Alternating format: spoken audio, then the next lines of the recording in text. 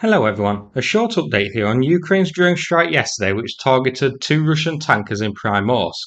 Firstly, some slightly low quality satellite imagery here. This confirms a hit on the tankers by showing two large oil slicks in the sea near the port itself. This ties in with the information that was reported, which said initially yesterday that two Russian tankers were hit by drones as well as a pumping station on shore. Now, the tankers haven't sunk. The imagery shows that the tankers, the Cai Yun and the Kusto, still floating, but the Kusto has slightly sprung a leak given the large oil slick near it. The oil slick near the Cai Yun is a bit further away from it. I wonder if the Cai Yun has since put some distance between itself and the oil slick.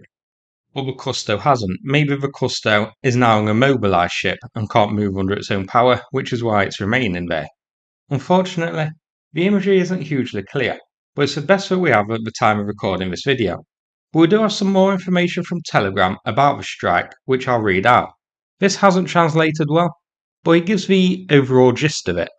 According to sources at about 4 am, a drone crashed on the platform at berth number 8 where the Hong Kong flagged tanker Phosphorus was moored, loading diesel fuel. A fire broke out and loading operations were stopped. Another UAV crashed at berth number 2, where the tanker Cai Yun, flying the Sierra Leone flag, was moored. A fire and heavy smoke broke out and terminal employees were evacuated. Another drone hit the Sierra Leone flagged tanker Kusto, setting the tanker on fire, evacuating its 28-person crew and leaving no casualties. Another drone damaged equipment for accounting and pumping oil in berthing area number 1, where a fire broke out, as well as at an oil storage tank at oil depot number 1. There was no fire in the tank. So this statement firstly ties in with what we can see with the images. The Kusto looking like it was hit at sea, whilst the Cai Yun was moored at the time, hence a slick in the middle of the water near the Kusto and one near the docks where the Cai Yun was. This statement, however, says that a third tanker, the Phosphorus from Hong Kong, was also hit.